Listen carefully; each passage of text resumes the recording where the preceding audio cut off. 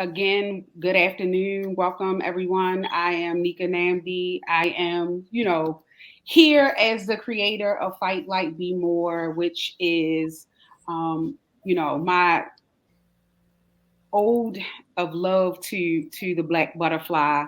I live in historic Old West Baltimore in a community called Upton, and it is because of my lived experience in Upton, or it is my lived experience in Upton that I bring into this work.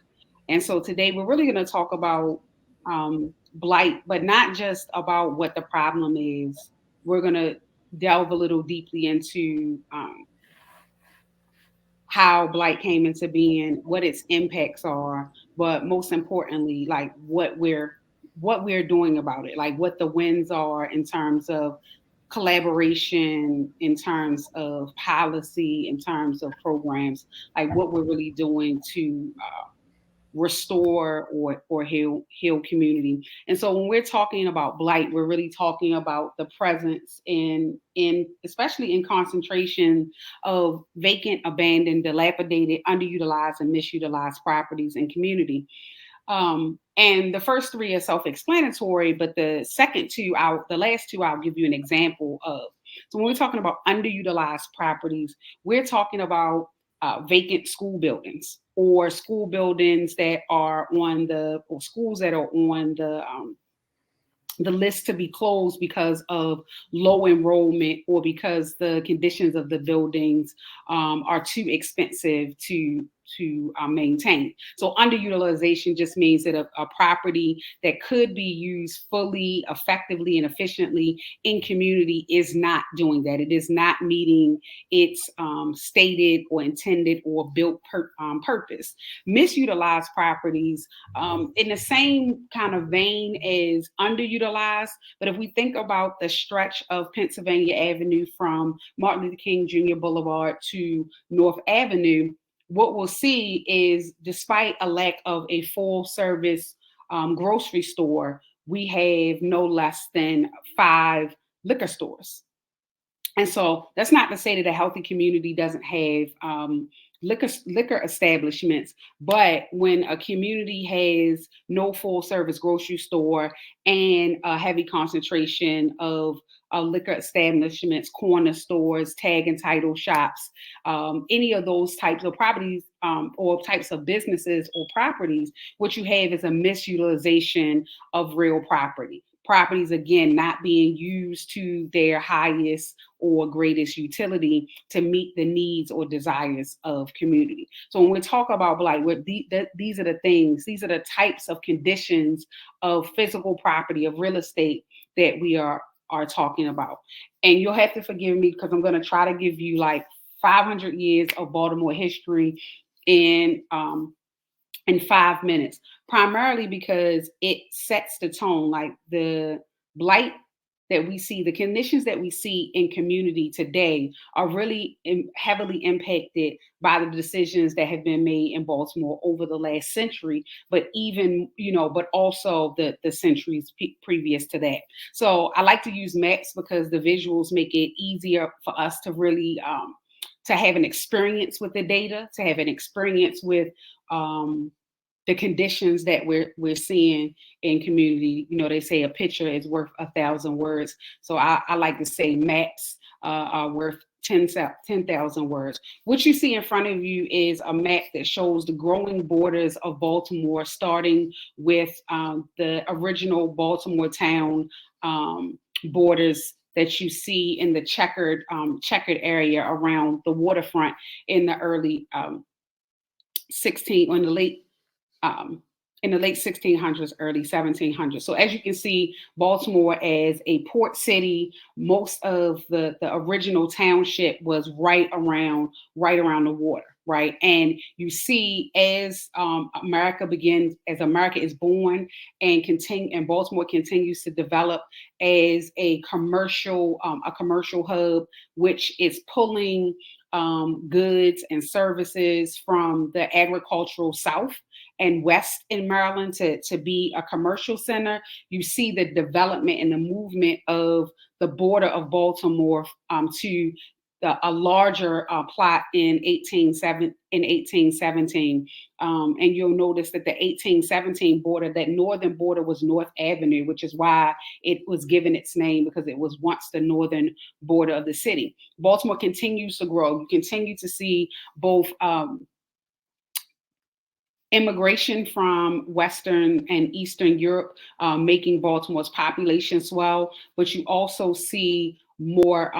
There's the interesting dynamic in terms of the enslaved and free population of Black people in Baltimore, which was the free population was the largest free population of Black people in the period of enslavement. So you see Baltimore is growing in population of different types.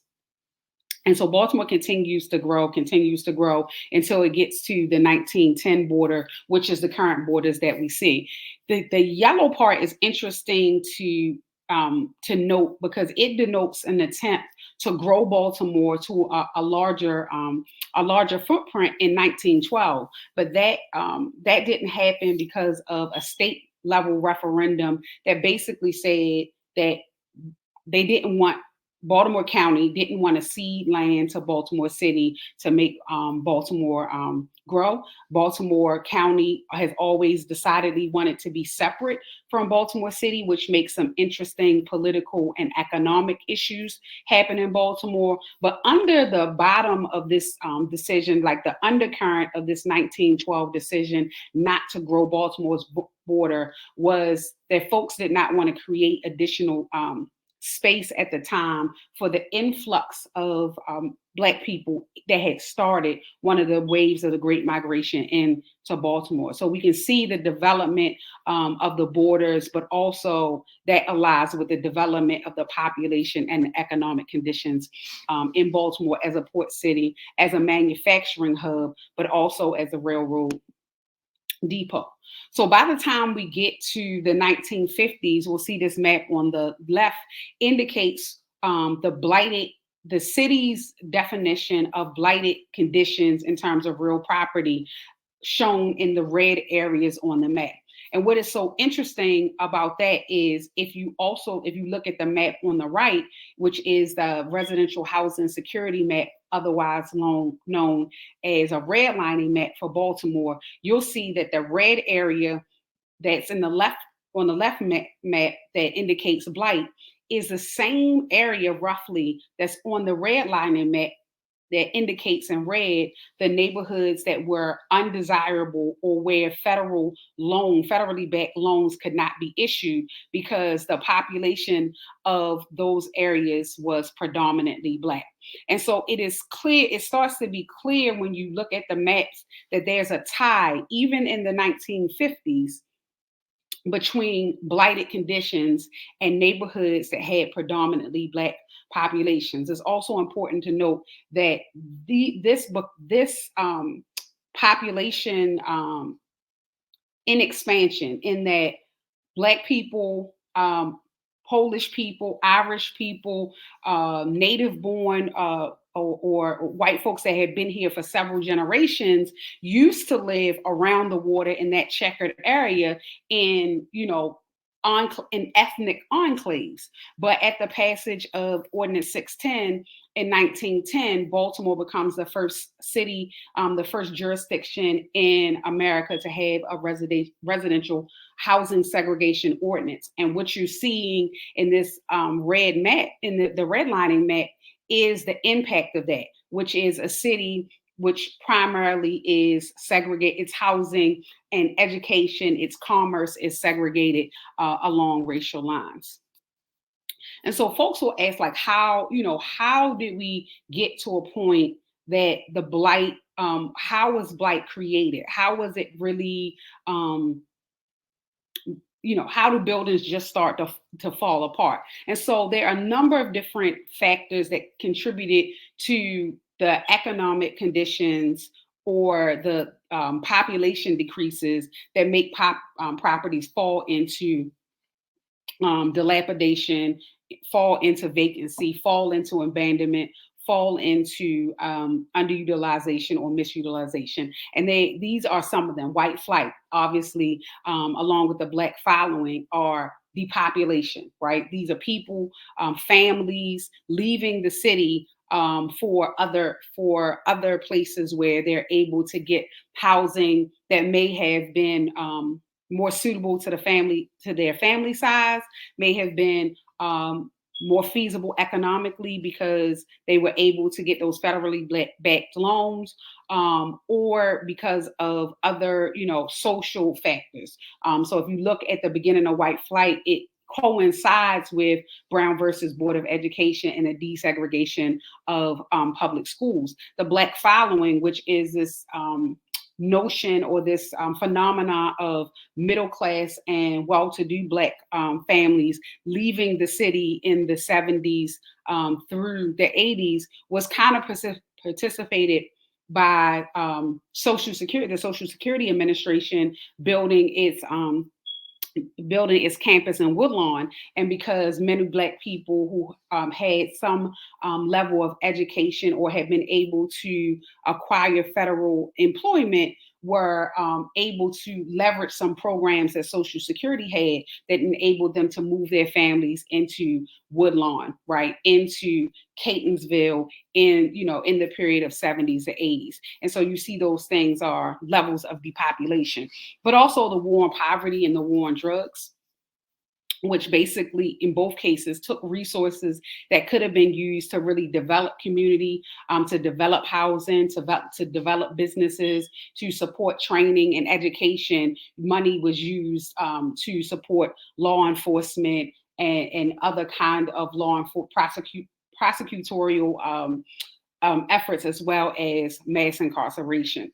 Then you also have deindustrialization and disinvestment. And the deindustrialization piece is interesting because at one point, Baltimore was, again, a manufacturing hub. Everything from Domino's Sugar, the Bethlehem Steel, to London Fog had major manufacturing on the waterfront, in Harbor Place, in the Central Business District. And right at the same time that you start to see the rise of or the ability of Black workers to enter into those allied trade unions, right, or those manufacturing unions, you see major companies decide that they are going to, since they can no longer easily exploit labor because of the power of the unions, the growing power of the unions in America, they decided they would move their manufacturing offshore into the global South and exploit Black and brown workers outside of the United States, which changes the economic conditions in Baltimore. Then you have disinvestment and urban renewal, which is basically our tax dollars, property owners, property taxpayers, funding, all of that money that's used by the government to develop public spaces, to support the development of business. Those dollars, instead of being concentrated in neighborhoods that may have had issues with blight, and neighborhoods that may have started to see a decline in the physical condition of properties, that money was taken and used to develop things like One Charles Plaza and the harbor, right? And so then you have urban renewal, which includes federal highway policy and things like the Highway to Nowhere, which we'll take a look at in a minute. But then also how property taxes are assessed and collected. We know that property taxes in Black neighborhoods have been shown to be disproportionately high. And then we also know that the tax collection and tax sale process is disproportionately impactful on Black families because of the cost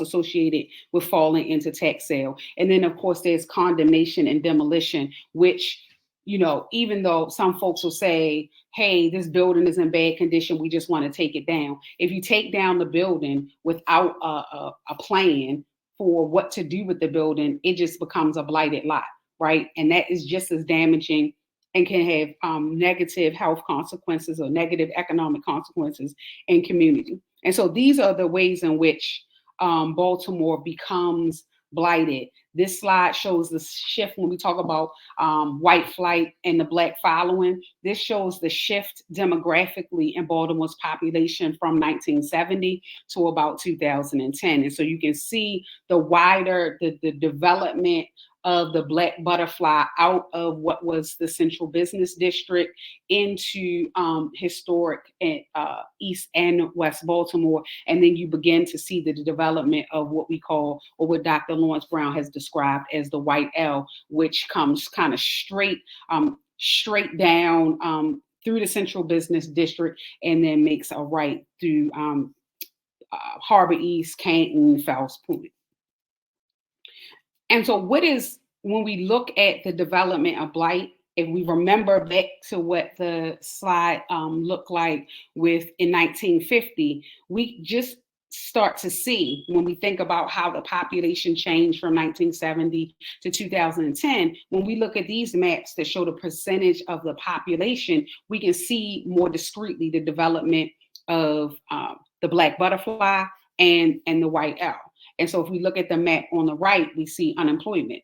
It follows the same pattern as the blight development and the population development in Baltimore. As we continue on the left, you'll see lead paint notices, mostly in the Black butterfly.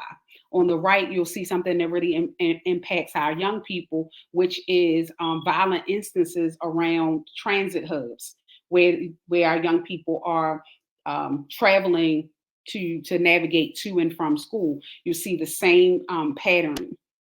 If we keep going and we look at the map on the right, on the map on the left, shows bank branches. The pink pen are bank branches in Baltimore. As you can see, there's a clear concentration of bank branches inside of the white L and a lack of them inside the Black butterfly. And then probably one of the more disturbing images that really show this correlation between blight and Black communities is the food environment map, which, as you can see, the areas in red are what have been defined as food deserts, right? So these are areas where folks have to travel more than a quarter mile in order to get access to consistent, healthy, and fresh, nutritious food. Even if we can continue forward, we look at housing, like housing security. So this map indicates the darker orange areas indicate places where the population, more people in the population are paying more than 30% of their income in rent. And that is to say that they're housing insecure. And then the circles, the smaller circles to larger circles indicate instances of COVID-19 cases by zip code. And again, so you can see we've come from blighted areas to areas with predominantly Black populations. And then we start to see the impact of the blighted conditions on the population. So what are the outcomes? What does blight produce? It lowers life expectancy. It lowers home equity. It lowers city revenue, both in property taxes, which is what this number represents, but also in sales and other fees that otherwise the city would be collecting. And then it has created a situation where there's somewhere between 80 and 90,000 properties, in my estimation, in Baltimore that are blighted. And so again, this map just shows us the disparity in life expectancy. So if you're in North Baltimore, Guilford, or Homeland, you could expect, people live about 82.4 years. However, if you travel down to Poppleton and the terraces and Hollis Market, their average life expectancy is 66.9 years. That is a major swing for not even a 10-mile location difference.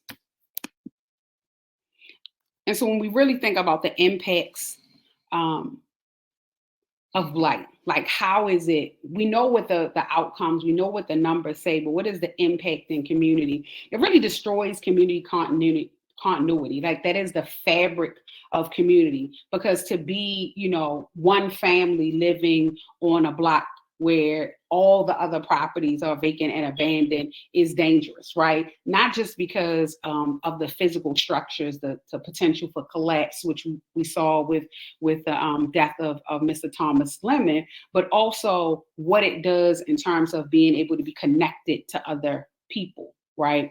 It damages wealth creation and generational wealth transfer, because if someone is a grandparent or aunt or uncle has a home that is in a blighted neighborhood, when they pass, oftentimes people don't see the value in the property, and those properties are lost to tax sale, they're lost to condemnation, they're lost to demolition, and that is wealth that in several forms that are lost.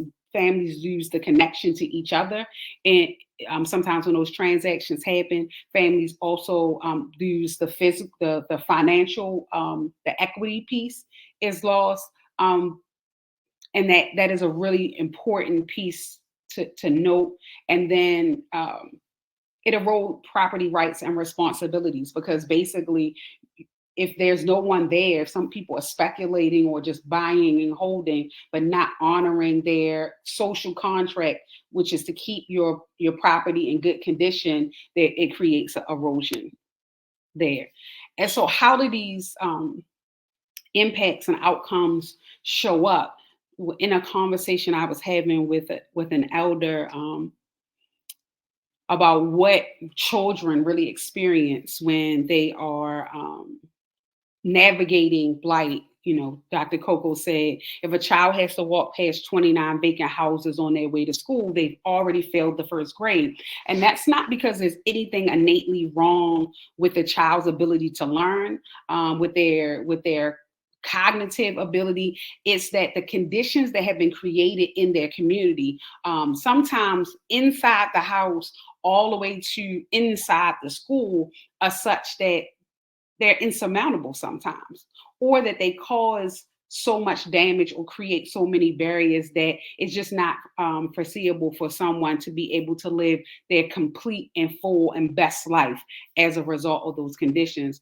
But also, we know that these neighborhoods that have high levels of blight, also because of a misreading of the broken windows, in part because of a misreading of the broken windows study, are hyper or over policed. And so children don't even get to be children. They don't get to even explore. They get to be labeled as bad or criminal when they are just trying to learn how to navigate and live in the world. And one of the things that Fight Blight Be More actually started, because I witnessed children having to navigate past a ungated, unsafe demolition site. And so, I thought to myself, as I watch these children ride their bikes past this demolition site, it's like, what happens if one of these children falls, loses control of the bike and falls into the hole, or decides that this mound of debris from the demolition is a playground, because there aren't a lot of access to playground spaces for children in this community. And so again, this is a place where, as Brother Muhammad says, where fun can turn into felonies quick, because blight creates conditions in community where children do not have safe spaces to grow and to develop. And so we talked a lot about what blight is, how it came into being, what its impact and outcome, what outcomes and impacts are. But really, we're working heavily in collaboration through, organizations like the Youth Fund, or through the different incubators and accelerators, to really develop and to support and enable community-based solutions, because the reality of it is people with lived experience are going to have the best, the most equitable, and most sustainable solutions. Oftentimes we are developing, or this society develops solutions that where the people who created problem are also the people driving the solutions. And so they end up getting paid on both ends, or being able to halfway absolve their responsibility for creating negative conditions for people by creating so-called solutions that often are non-solutions. But in that regard, what we have done is really started to pull together and develop cooperations and collaborations to create a platform of property-based, community development-based, housing-based solutions that address blight. And they are expressed here because they in this particular way, because they all go together. They're centered around what Dr. Brown has described as Baltimore Neighborhood Reparations Fund and Social Equity Bond. But there are a number of different things that could be supported through that, or could happen separately as we go forward. And so for Fight Blight B, more specifically, our add to the community canon, or the community toolbox for fighting blight, is a mobile application that we've designed and are finally going to be able to launch in January of 2022, that will help people in community report, track, and analyze data on blighted properties. And that includes things like developing an equitable appraisal analytic, being able to report evictions, things of that nature. But one of the things that came out of our work to look around community and see what assets were there, and see what value, to highlight and understand the deep value in community. One of the things that we discovered is, despite Baltimore having neighborhoods that are rich with intellect and resourcefulness and innovation, oftentimes young people specifically, are pathologized for the way in which they attempt to navigate the systems. And that could be, if we think about what's happening with the squeegee kids right now, but that also goes all the way back to the idea of hacks and ARABers. Like, these are collective, cooperative, economic engines that provide services in community that community needs. And what would have happened really in all three situations if, instead of pathologizing and attempting to criminalize the way that, first of all, Black people's cultural ways of doing business, the ways of doing commerce, ways of providing service in community, but also ability to navigate and negotiate blighted conditions in their neighborhood, if it was invested in instead of pathologized.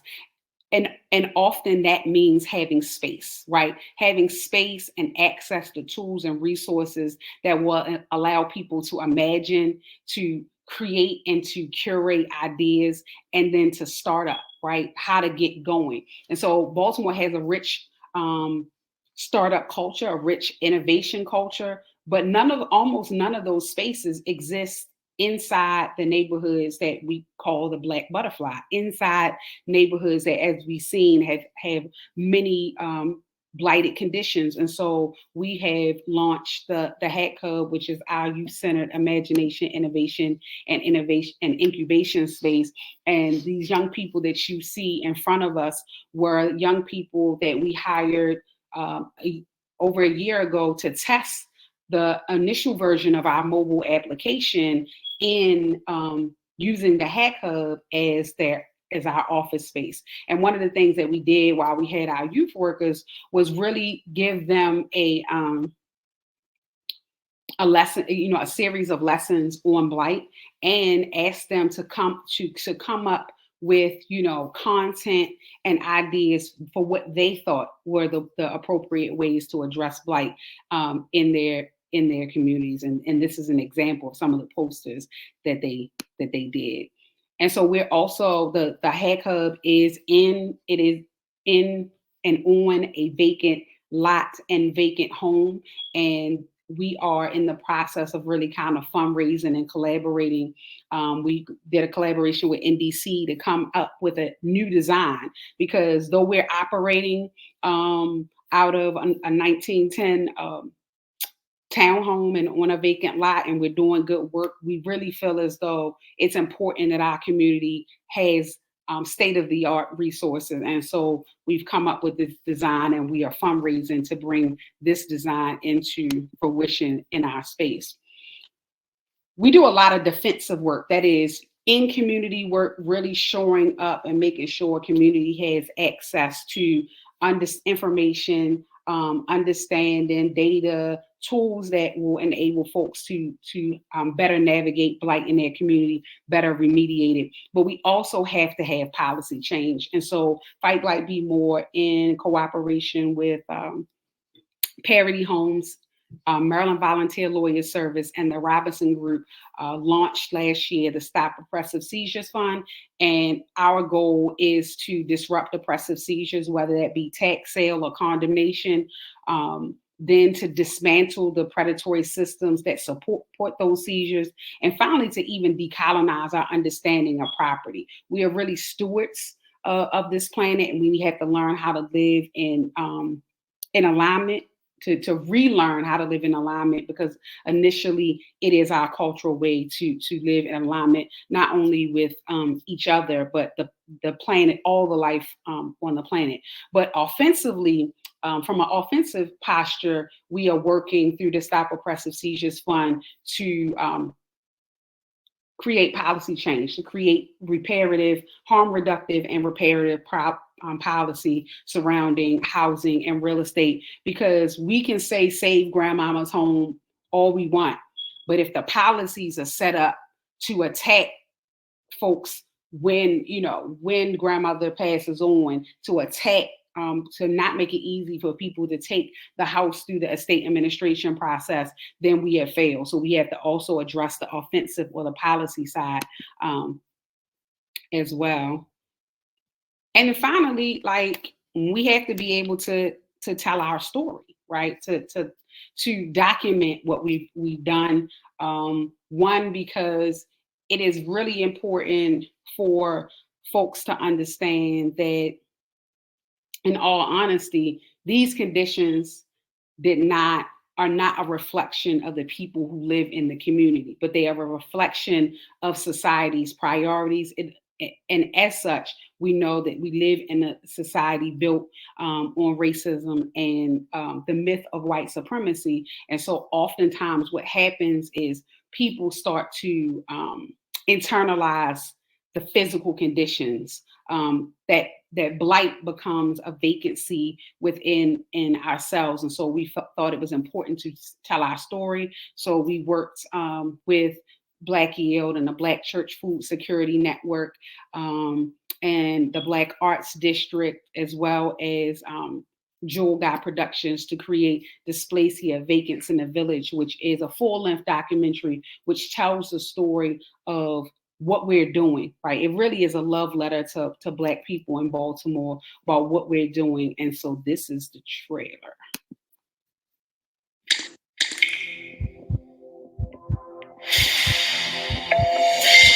There's a whole lot of non-Black people making millions of dollars managing our misery.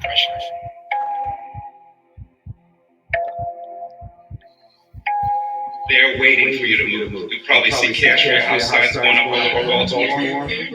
That's Columbus. Discovering your neighborhood. Healthy food is defined by those in power. And in some ways, whitewashing of our own food, particularly for Black people, we were given hell again from white folks when they discovered it as a superfood. We don't have any institutions that's really working on behalf of Black artists. And what I was told was that would be an amazing symbolic gesture. The biggest art festival in Baltimore City. Art takes place in an arts district, right? But when we talk about Black people, it's only...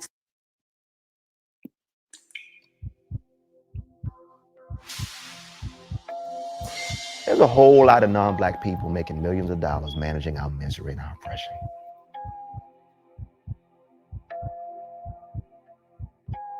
They're waiting for you to move. You'll probably see cash for your house signs going up all over Baltimore. That's Columbus.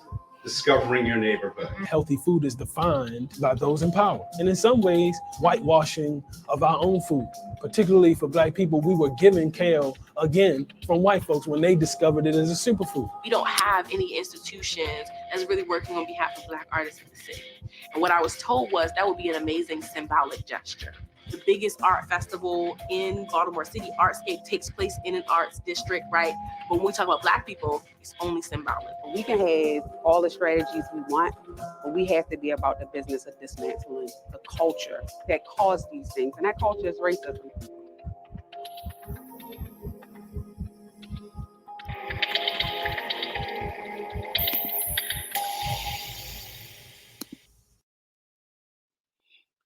So yeah, we really wanted to just tell the story of what folks are really doing in Baltimore and how we can continue to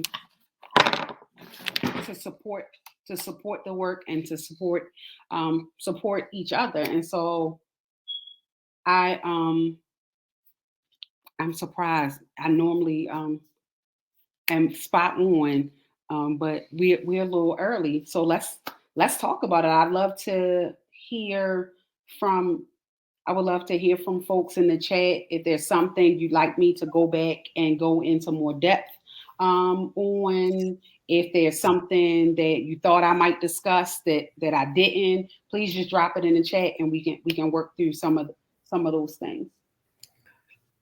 Nneka, one of the things that I was curious about is that, they have the rental assistance programs, and I've read a lot on that. And one of the things they say is that a small percentage of people who are eligible apply. There's still a lot of money in that fund, and it's not, being accessed. And my understanding of it is that it's the lack of having internet access. Because obviously you've got to go through a lot of paperwork and you've got to provide a lot of, different things. And it's really complicated to walk through that system.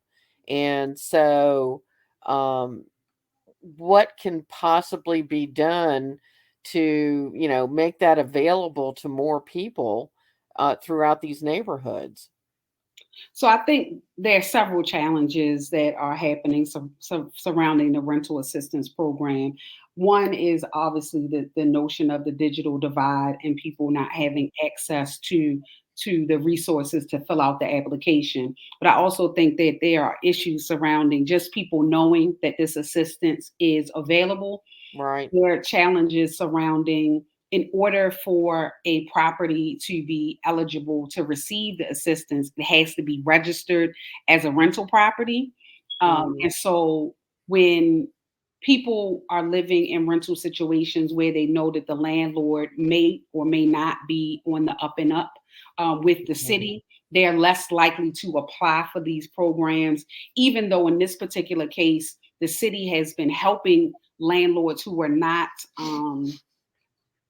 in compliance get in compliance so that they would be able to the resident would be able to receive the rental assistance. And so there are a number of complicated complicated and also simple reasons why that isn't happening. The city has been a real stickler for documentation because they have to account for the federal funds, which we absolutely understand, especially given the city's history of not necessarily having great accounting.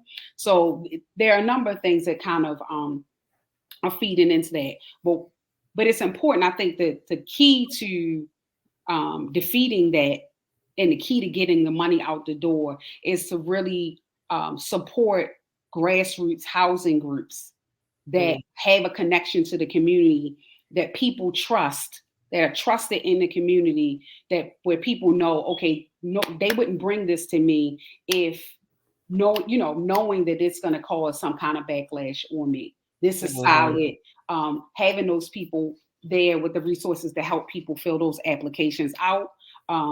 Also having some people who might be willing to talk to landlords who are really far off from being in compliance, because we know that there are many places in Baltimore where people are paying high levels of rent for properties that are not habitable.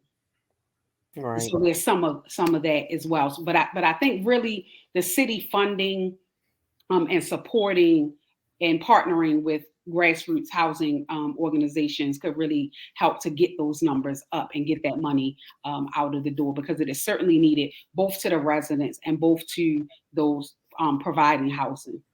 Right. So we have a question from Richard Rowe. Will the flow of money now coming into Baltimore be earmarked for the critical work that you are doing and that needs to be done? So that's interesting. I'm assuming that you're talking about the American Rescue Act funding the $690 million or 710, whatever, the hundreds of millions of dollars that are coming via the federal government and the state to do COVID relief. And so the city has set up their ARA grant proposal process. They allowed the city agencies and quasi agencies to apply for, and now they have opened up that process to community groups, to to developers, to whomever would like to apply. And so that there is a pathway for folks like myself to be funded. However, there's some challenges with that as well, because number one, capacity is always an issue. It is my opinion that folks know the efficacy of the work that we're doing, because there are 60 homeowners, more than 60 homeowners that are not at risk of losing their home to tax sale because of the work of the SOS fund. And so I don't think that we should even have to apply for the money. I think we should be getting a call from the city, from that office, from the oversight office, like, hey, we have $250,000, $500,000, $1 million for you all to continue the work that you're doing. Where do we send the check? Do you want it? And where do we send the check? And we're going to do the reporting for you to the federal government. Like, that is if they really have a desire to enable this work, that the equitable, sustainable, ground level work that we're doing, that is how it will work. But that's not what has happened. That is not how things have been framed. So we are going to apply for those funds. And we have our partner at Parity, our partners at MVLS, and our partners at the Robinson Group are really, working together to make sure that we have a solid application. But even should we have a solid application, the process is set up that if one scorer, one reviewer of your application scores you below, I think, whatever it is, 50 points, they automatically throw your application out. So that only, that means in a city like Baltimore, where people are very cliquish, where money is very funny, fickle, like who they want to fund because of how people show up in the world. All you need is one person who don't like something that you said in a meeting about DCHD or about the Bureau of Revenue Collections or about DPW to poorly score your application, and your application goes in the trash. And so that to me says that they have set up these barriers to try to weed out those of us who, in some cases will be more effective with the dollars that we get than even the city agencies. So there is a possibility that some of that money would be coming our way, but we're also not waiting on it. We are continuing to really rally surrounding developing this Baltimore Neighborhood Reparations Fund and Social Equity Bond so that we can have source of funding to do this work. There's some discussions surrounding a land bank that will also help to facilitate some of the work that we're doing on the government side. But they're, we're going after it.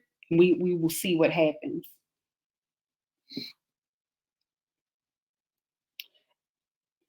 I'm reading. Yep.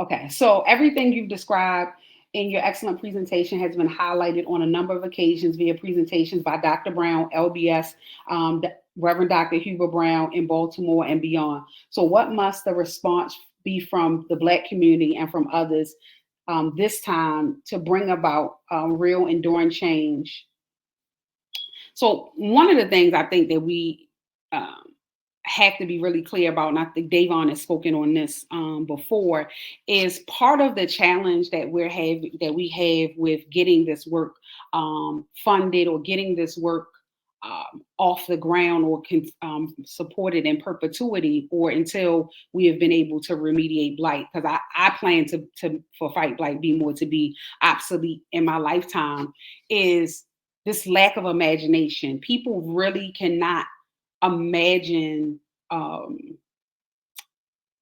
new ways of doing things. People really think that we have to keep these tools of white supremacy in place, tools of white hegemony in place, and or that we can use those tools toward liberation. And that is just not, it's just not factual. It's just not, I mean, based on history, that won't be. So I think one of the primary things that we can do, that Black people can do, that brown people can do, that allies can do, is really start to spend some time imagining a world without a Baltimore, without these systems, and then beyond that, really starting to engage and connect in with Black Yield, connect in with Parity Homes, connect in with a Black Woman Bill, connect in with Brioxy, and bring their imagination, bring their ingenuity, bring their intellect, bring their skills to those organizations, bring that, 5, 10, 15, how much ever, 10,000, how much ever money, resources that you can bring to the work, because the work is being done. But also we have to be about the business of really pushing for reparative policy. There's a lot of discussion about equity. We hear all these people talk about equity, this, everything's going to be equitable, but you cannot have equity without repair. You can have harm reduction, right, without repair. We're going to stop doing the tax sale. We're not going to harm you any further. But equity calls for repair to be done. And so we have to really look at, develop, and push forward policies that both stop the harm and then begin the process of repair. And that's not just the surface level stuff, because there's a lot of talk about crime, right? There's a lot of talk about the murder rate, but people don't often see the connection between housing stability, right? Between a grandmother or grandfather losing their house to tax sale, and that resulting in young people who were otherwise housing secure now being homeless in the street and having to make choices about selling drugs or using drugs that they otherwise wouldn't have made if not for the tax sale. So we have to really get deep. We have to dig deep to the root of why we have the level of street violence that we do, why we have the level of domestic violence in community that we do. And it is often the result of economic violence by policy from the local, state, and federal government. And so that really means that we have to be organizing around putting policy in place that is going to both, be harm reductive and repair the damage done. A Baltimore without capitalism. That's an absolutely spot on. We can do it. We can do enterprise, we can do commerce, we can conduct business. We do not have to do so in a capitalist model. We also don't have to do so from a communist model, because that in and of itself is the other side of the capitalist model. Communism too is rooted in the myth of white supremacy, just from the level of, a worker owner type of, rebuke of the royalty, but not necessarily really about developing communal and cooperative systems of commerce that are, not exploitive. And so we definitely can imagine a Baltimore without capitalism. Where can people find or view the full documentary, and what ways can we support? So the documentary, we have submitted to 10 film festivals. We have been accepted to 2 Black Film Supremacy, which was in August, and the Baltimore Black International Film Festival, which was in October. And so while we're in the film festival year, we can't have the documentary in distribution. However, we are able to show the documentary for, ads, meds, and corporate partners for fee. And so if anyone is interested, they can reach out to me at Nneka at fightblightbemore.com, and I can send you over the press kit and all of the information associated with booking us for the documentary, as well as a panel talk back.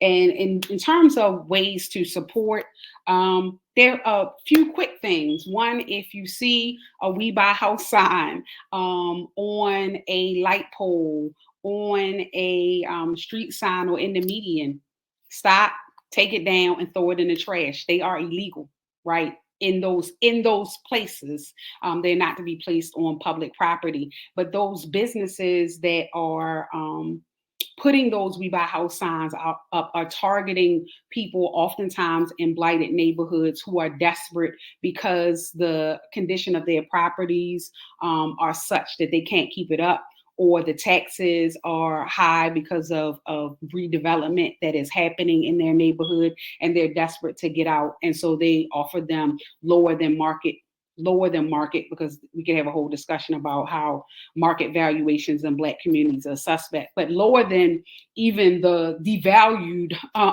market value of properties. And so we found them to be predatory. And so we don't want our people to be exposed to that. So one thing you can do, a quick thing that any of us can do, is snatch those signs down. You can follow us. As you can see, our social media handles are here, and we can engage on how to get involved on a more deeper level. We also could, folks could also donate to either Fight Blight Be More or the SOS Fund via the Take Action section of our website. Definitely going on our website and checking out our Black Land Sovereignty and Reparations platform, which is a series of policies, programs, and practices. But also, talking to, on a personal level, if you have family in Baltimore that have properties, family homes, any kind of properties, to really start to engage in family dialogues about, what those properties mean, not only from an economic standpoint, but from a family, a centering family standpoint, a place for family to come and take up space, to talk about, what should happen with that property, what should happen with the things inside of the property, to really start having these dialogues with families, so that when the time comes, when the owner does transition, everyone is clear about what to do. And when people aren't clear, when people do need help, when someone has already passed and the family is in an uproar, to contact the SOS Fund. We are currently offering mediation services for families to help families come to agreement, come to consensus where we can about what to do with properties. We're also able to help through Maryland Volunteer Lawyer Service, help folks get their estate plan in order. We're able to help people get their property tax credits, and some repair programs. So again, if people are, you can refer people to the SOS Fund to get that to get those services, and that is the SOSfund.com is where you can reach out to us for that. Or again, you can reach out to me at Nneka at fightblightbemore.com.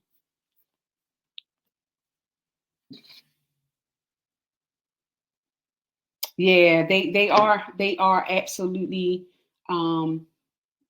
Unfortunately, they're absolutely everywhere. And because of right now, with the market, with the interest rates being low, uh, many people are wanting to enter into the real estate market as homeowners, but also as investors, either that are, flippers or speculators. And so there's a major land grab. The, as I call them, the neo urban colonialists are coming hard and strong, and so they want to get as many properties as they can. And they also know that right now many families, there are people here who still haven't gotten their unemployment. So there are many people who are suffering with the negative economic effects of COVID, on top of all of the things that we kind of talked about in this presentation. We have 5 more minutes. Any other questions?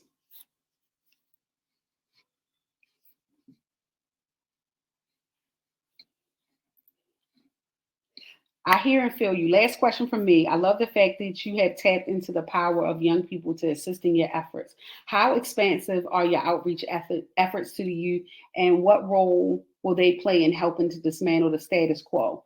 Great presentation. Praises to you and your team for the powerful work you're doing.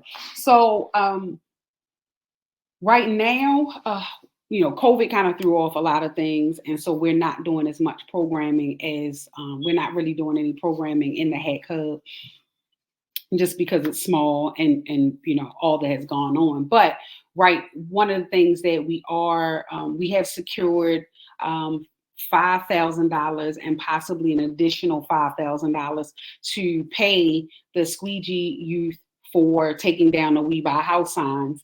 We have a whole program written. We actually submitted it to the Mayor's Office of African American Youth Engagement, and they kind of flippantly said, we're not doing these kind of collaborations right now. So we're looking for partners that could really, we could come in and train the youth. We could provide the funding, and then they could, basically pay the youth, any youth, not just squeegee kids, any youth, to take down the We Buy House signs in community. And so we intend to continue to engage with the youth as appropriate while we are trying to develop this space, the Hack Hub, so then we can fully create and launch programming that will support all of the different kind of out of school or extracurricular youth activities necessary to do innovation, imagination, and incubation. Yeah. And if anybody, has the capacity to have their youth participants receive that training, we would please contact me again, Nneka at fightblightbemore.com, and we will figure out how to get that going, because it's important that we get these signs down. It's important that, specifically the squeegee kids are getting paid, using their enterprising minds, using their business acumen in ways that are safe for them. I think we all want to thank Nneka for such a fantastic presentation. I think she's given us a great deal of information and a lot to think about going forward. So just a reminder that when you leave the session, please go back to the stage for the rest of the program. And we really appreciate your taking part in the session. And let's all help. Thanks. Thank you. Bye-bye.